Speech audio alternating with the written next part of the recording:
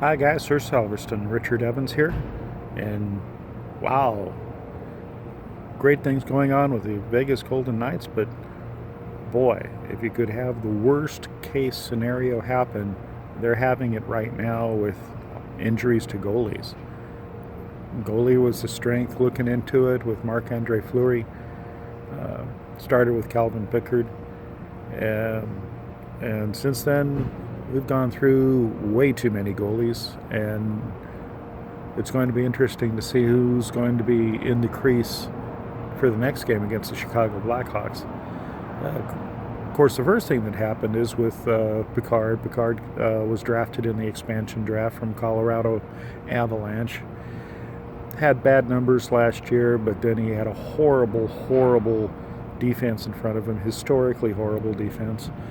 And there was a lot of thought that if they could get a good defense in front of him and work with Dave Pryor, who is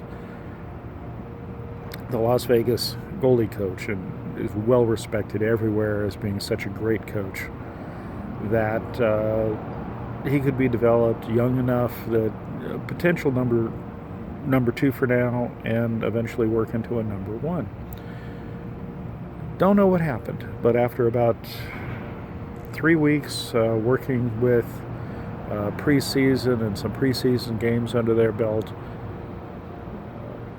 the Las Vegas Golden Knights, George McPhee and the Brain Trust decided to go another way, and they ended up picking up Malcolm Subban off waivers from the Bruins, ended up putting Pickard on waivers, and ended up bundling Pickard out on a trade. And I've mentioned this before. I think probably what happened is they didn't have a lot of options with doing an expansion draft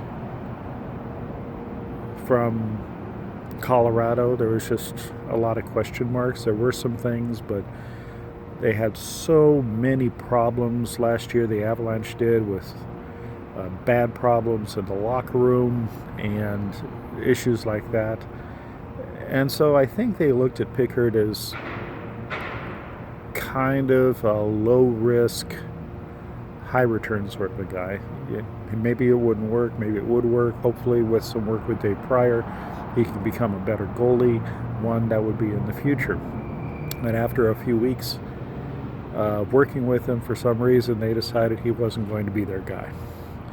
Maybe there was just something about the work he did, maybe, and this, I'm not saying anything, this is just a lot of things it could have been, but as far as, whether it's work ethic or coachability or whether style or something along the lines, is that he wasn't going to be the guy.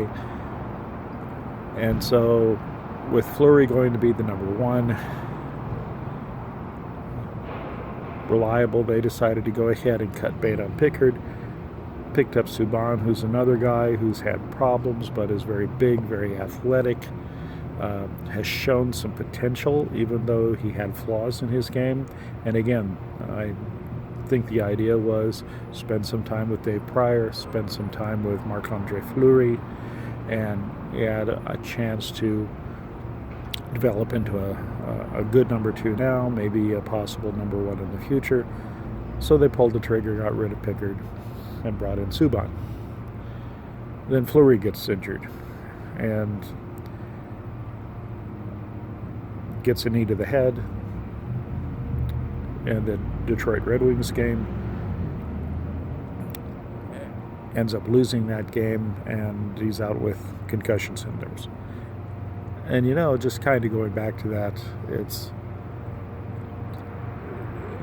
Gallant, Coach Gallant and his staff has done an amazing thing. 7 games into the season, it's early, but just from the fantastic way the New York Golden Knights have been playing, you just have to put them as one of the preliminary choices for Coach of the Year. He's just done such a fantastic job. But the one thing that you do have to go ahead and consider a mistake was the failure of the coaching staff to really recognize that there was something wrong with Fleury in the third period of the Red Wings game. Gave up a ton of goals, lost the game. Wasn't himself. You can look at it.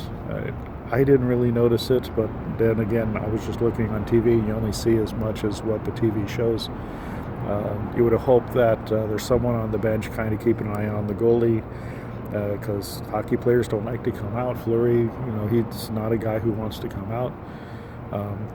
Something wasn't right, and he stayed in there, and they lost the game. Could the Knights have won if they'd have recognized it early enough, pulled him, and put out Subban? Who knows? But he definitely was out there too long, and so. But it's also hard, if you've got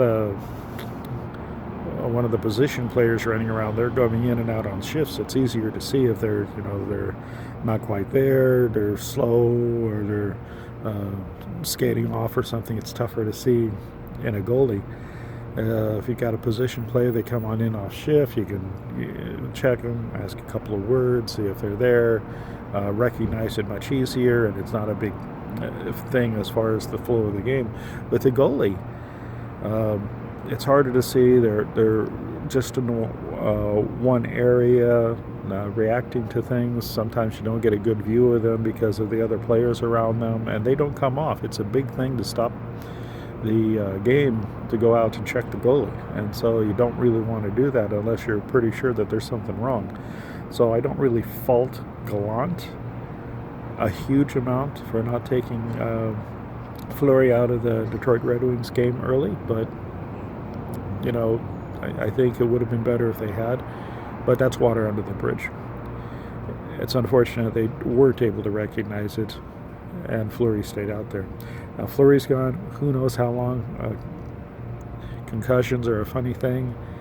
He could be out a couple more days, he could be out a month or two, so you never know. Fleury's had concussions before, like for instance in 2016. And I don't remember if it was last year he had a concussion too, or if it was the year before that too. But so there is a concussion history with Fleury, and you have to be careful of those sorts of things. So Subban comes in, everybody's worried about it with Subban. Subban gets through the first game without being taxed too incredibly bad because the team plays fantastic defense in front of them. Plus, they were playing a team in the Boston Bruins who not that good of an offensive team, at least early in the year. They bring up Legace from the Chicago Wolves as his backup. Stick him around just for a few days and send Legace back. Not sure why, but evidently they decided Legace is not quite ready yet, or maybe that Gdansk, the other guy, is ready, so they bring Gdansk back up to replace Legace. So now you've got 1, 2, 3, 4, 5 in the mix. Fleury, Pickard, Subban, Gdansk, and Legace. And then last night with the game with the St. Louis Blues, Subban gets injured halfway through the third period. Gdansk comes out, gives up a goal on the first shots he does, but after that does a good job. The boys go ahead and do some good defense in front of him. He made a couple of good saves, and they ended up winning in overtime. But now you have a question. Today they're evaluating Subban. How bad's the injury? We know it's a lower body injury. I heard one report saying it was a pulled muscle. How accurate that is, it's hard to tell. How long will he be out? They got a couple days until the Tuesday game with the Chicago Blackhawks. And you don't want to be going against the Chicago Blackhawks with nothing but your best. But what's the status on Fleury? We don't know. What's the status on Subban? We don't know. Gdansk broke his bubble and managed to do what he had there. Can he do an entire game? Will they do with Legace? What are they going to do with the Wolves? Interesting stuff. So it's going to be interesting to see what happens, because Here we are. We're 7 games in, and we're on our 5th goalie. When you count them all up together, and that's not how you want to start a season. It's miraculous, of course, that we're at 6-1, but we're running out of people to put it between the pipes. Dave Pryor might have to go ahead and put some pads on and be an emergency backup, because we thought we had a decent amount of goalies to start, some halfway decent quality, but it also shows you how you need to go ahead and build depth. And although we've got a fairly deep top team, they're still working on putting depth in the organization so that you can reach down and get quality people down below to come up and help the main team when injuries happen, and they're going to happen throughout the course of the year. It's really bad when you're going into overtime against a team the quality of the St. Louis Blues, and you're on your number 3 goalie. And so going into Chicago Blackhawks, are we going to be with our number 2 goalie, our number 3 goalie, or something else? Are the injuries well enough that we can hang on until the guys come back?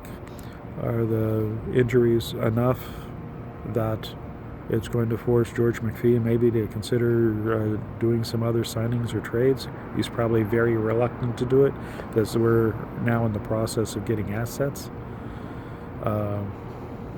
as opposed to pushing away assets to get more things or more bodies. So right now it's wonderful that we've won so much, but boy, getting down to your number 3 goalie this early in the season, that's not a way to be happy. So next few weeks could be rocky. Hope they're not. We shall see. Give me a like if you like what you hear, and if you have any comments, please. You disagree with me? Hey, I'm happy with that too. Make some comments below. Smash that like button, and you have a wonderful day. Go Knights, go.